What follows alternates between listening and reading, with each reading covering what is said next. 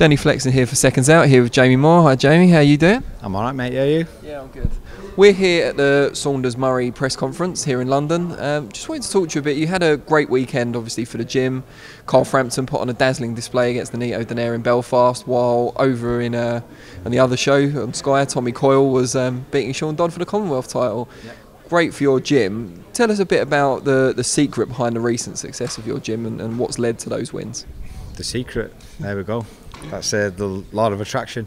I just think, you know, for whatever reason, I was on my way out of the training. You know, I was saying to Nigel Travis last August, September time, as soon as Tommy Coyle retires, I'm done with training. You know, he's getting a bit of a chore. Tommy had, you know, it was a close fight with Tyrone Nurse, and he'd not got the decision, and we was all knocked a bit sick by it, and it just sort of felt like a lot of hard work for and not a lot of sort of, you know, wins at the end of it and rewards. So, and then all of a sudden, through all, you know, a few different scenarios, I've ended up with 10 pro fighters. So and you know what, I've got to say, I'm really enjoying it now. We had a good weekend, results at the weekend. Tommy was phenomenal. I think I've realised that Tommy's probably, as much as the stuff what we've been working on over the years, he's picked it up. He's never really carried it through into the ring because I don't think he's fully believed in his ability, and he knows he can have a fight. So he always reverts back to that in fights and just goes toe to toe.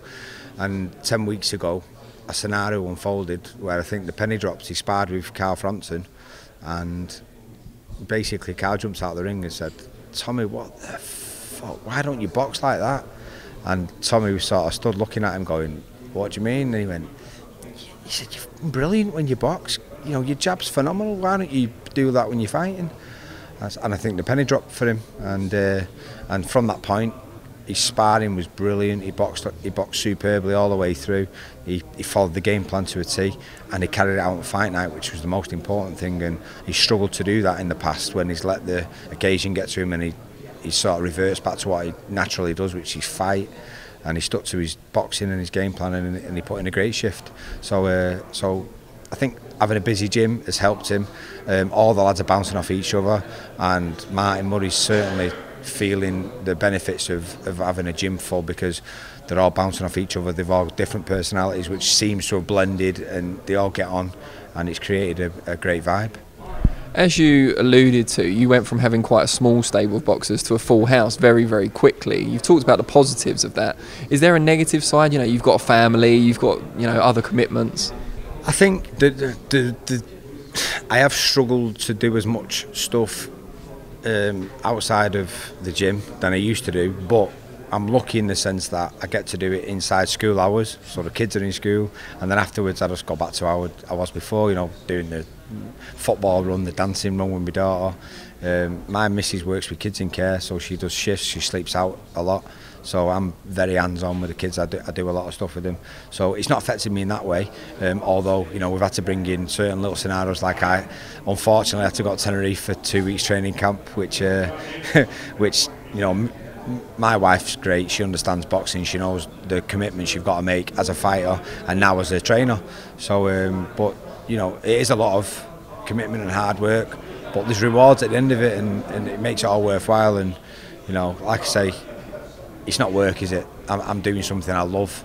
And a wise Irishman once said to me, if you never want to work a day in your life, find something you love and find a way to make it pay. And that's what's happening. Martin alluded to up there that he still sees Oliver Harrison, obviously, who you work with in your career, once a week.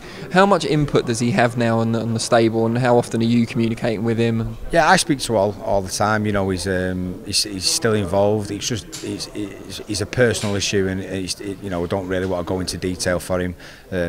But you know, he physically can't sort of do what he wanted to do before. I offered to help out.